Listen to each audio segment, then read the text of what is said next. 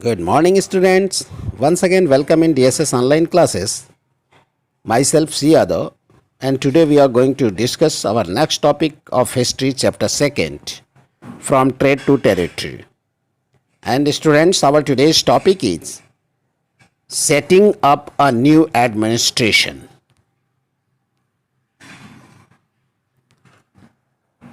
Students, setting up a new administration is our next topic today's.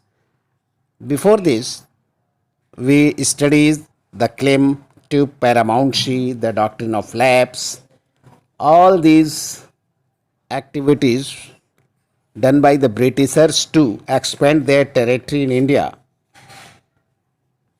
And accordingly, setting up a new administration, उन्होंने ये टेरिटरियल expansion के साथ साथ अपने administration का जो तरीका था, एडमिनिस्ट्रेशन कैसे चलाया जाए, प्रशासन की व्यवस्था कैसे की जाए, तो उन्होंने एक नया एडमिनिस्ट्रेशन सेट किया भारत में. वारन हेस्टिंग्स जो गवर्नर जनरल 1773 टू 1785 तक था, was one of the many important figures who played a significant role in the expansion of company power. Warren Hastings English east India company की शक्ति को बढ़ाने में, उसके अधिकारों को बढ़ाने में वारेन हेस्टिंग्स की अहम भूमिका रही है. बहुत ही महत्वपूर्ण रोल अदा किया उसने, है ना. वो अपने टाइम से उसके टाइम में कंपनी ने काफ़ी पावर्स एक्वायर्ड किया, काफ़ी शक्तियाँ उसको मिली थी. बंगाल में तो उसने काफ़ी इंग्लिश ईस्ट इंडिया कंपनी को बढ़ा दिया, लेकिन उसके बावजूद बॉम्बे और मद्रास में भी ब्रिटिश टेरिटरी जो थी वह काफ़ी एडमिनिस्ट्रेशन के मामले में उसमें भी उसको डिवाइड किया गया. और एडमिनिस्ट्रेशंस की जो यूनिट्स थी, the units by which the territory administration was done, that was called presidencies. यानी कि जो एडमिनिस्ट्रेशन का यूनिट था, जो टेरिटरी को एडमिनिस्ट्रेशन के लिए डिवाइड किया गया था, उसको प्रेसिडेंसीज कहा जाता था. There were 3 presidencies on that time: Bengal, Madras and Bombay. Bengal presidency, Madras presidency and Bombay presidency. Each was ruled by governor. प्रत्येक प्रेसिडेंसी के पास एक गवर्नर होता था. The supreme head of the administration was the governor general. Correct. प्रत्येक प्रेसिडेंसी के पास गवर्नर होता था, और जो एडमिनिस्ट्रेशन का सबसे सुप्रीम होता था, जो एडमिनिस्ट्रेशन प्रशासन का सबसे ऊपर का अधिकारी होता था, उसे गवर्नर जनरल कहा जाता था. Warren Hastings, the first governor general, introduce several administrative reforms. First governor general कौन था? Warren Hastings. वारेन हेस्टिंग्स जो फर्स्ट गवर्नर जनरल था कंपनी का, उसने बहुत सारे एडमिनिस्ट्रेटिव रिफॉर्म्स किए, बहुत सारे प्रशासनिक सुधार गवर्नर जनरल वारेन हेस्टिंग्स ने किया, जो काफ़ी नोटेबल हैं. And particularly in the area of justice, न्याय के क्षेत्र में वारेन हेस्टिंग्स ने बहुत सारे सुधार किए. 1772 में एक नया जस्टिस का सिस्टम इस्टेब्लिश किया उन्होंने. Each district was to have 2 courts.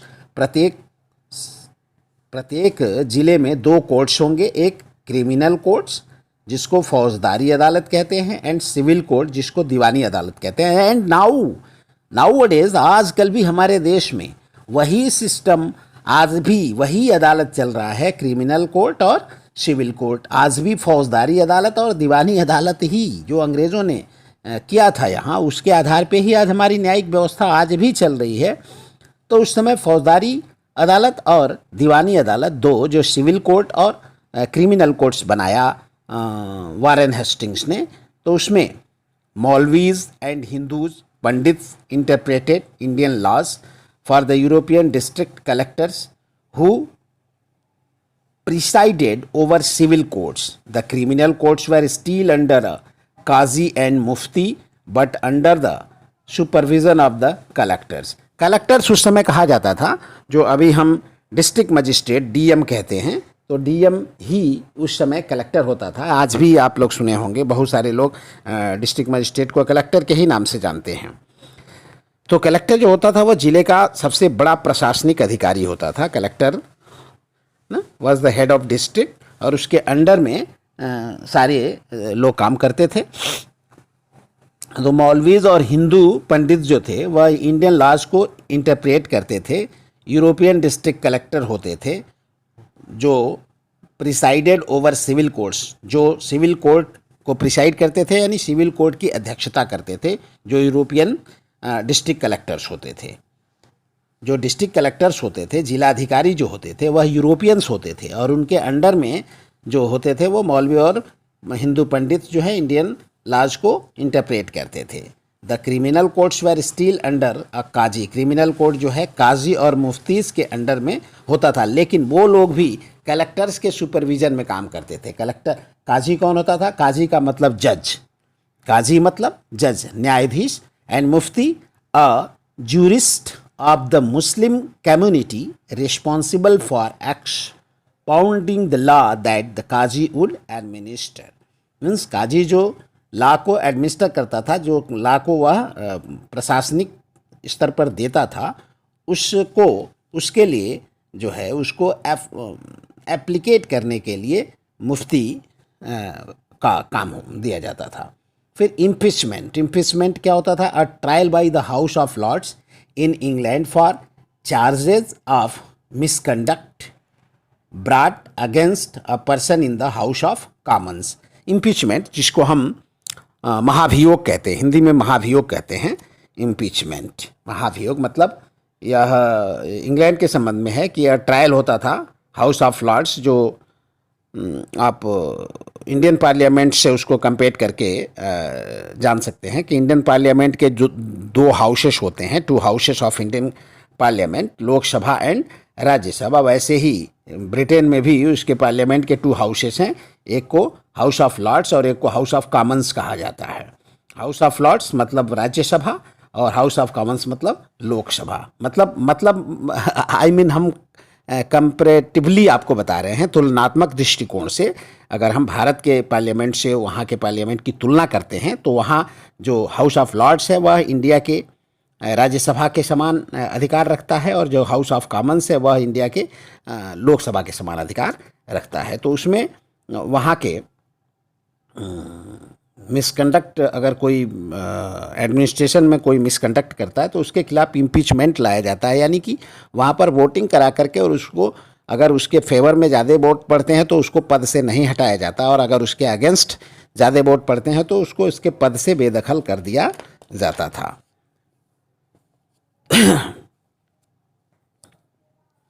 ये द मेजर प्रॉब्लम्स, जो मेजर प्रॉब्लम था वह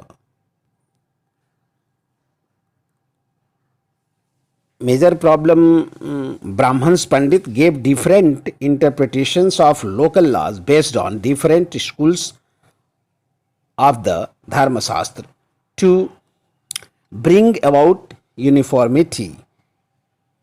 मीन्स जो ब्राह्मण्स पंडित थे उन्होंने अपने धर्म के बारे में जो डिफरेंट इंटरप्रिटेशंस, जो अलग अलग उसकी व्याख्या उन लोगों ने दी, अलग अलग अपने धर्मशास्त्रों की व्याख्या दी, तो लोकल लॉज के बेस पर, तो टू ब्रिंग अबाउट यूनिफॉर्मिटी, इन सब में जो डिफरेंट इंटरप्रिटेशंस उन्होंने दिया उसमें यूनिफॉर्मिटी लाने के लिए, यानी कि एक रूपता लाने के लिए 1775 11 pandits were asked to compile a digest of Hindu laws. Hindu के नियमों को कंपाइल यानी संग्रहित करने के लिए, एक जगह इकट्ठा करने के लिए 11 पंडितों को इनवाइट किया गया। NV Hall translated this digest into English, और एनवी हॉल जो है इस को इंग्लिश में ट्रांसलेट किए। By 1778 a code of Muslim laws was also compiled as well. Hindu laws के तरह से मुस्लिम लॉज भी 1778 में कोड ऑफ मुस्लिम लॉज को कंपाइल किया गया, संग्रहित किया गया, for the benefits of European जजेस अंडर द रेगुलेटिंग एक्ट 1773। ये इम्पोर्टेंट एक आपका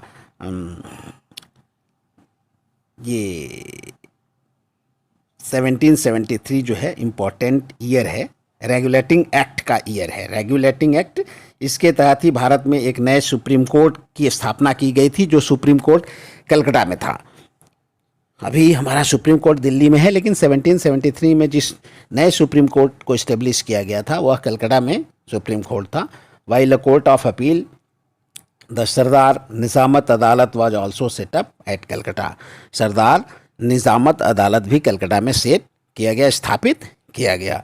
और इसके तहत जो एडमिनिस्ट्रेटिव हायरार्की थी, कलेक्टर डिस्ट्रिक्ट का सबसे ऊपर का अधिकारी था.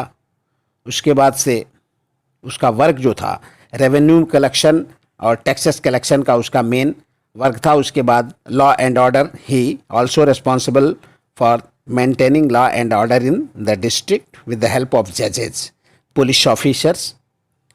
जजेस की सहायता से पुलिस ऑफिसर्स और दरोगाज होते थे, आज भी दरोगा हैं, वही दरोगाज, उनकी सहायता से लॉ एंड ऑर्डर भी ज़िले में मेंटेन करना कलेक्टर का काम होता था. तो यह एक हायरार्की थी. जो सबसे बड़ा अधिकारी होता था वह डिस्ट्रिक्ट मजिस्ट्रेट, आज हम जिसे कहते हैं, उस समय कलेक्टर कहा जाता था. ये ज़िले की सारी व्यवस्था ये लोग देखते थे. Okay students, we will see in our next video and we will discuss on the topic the company army. Okay, thank you.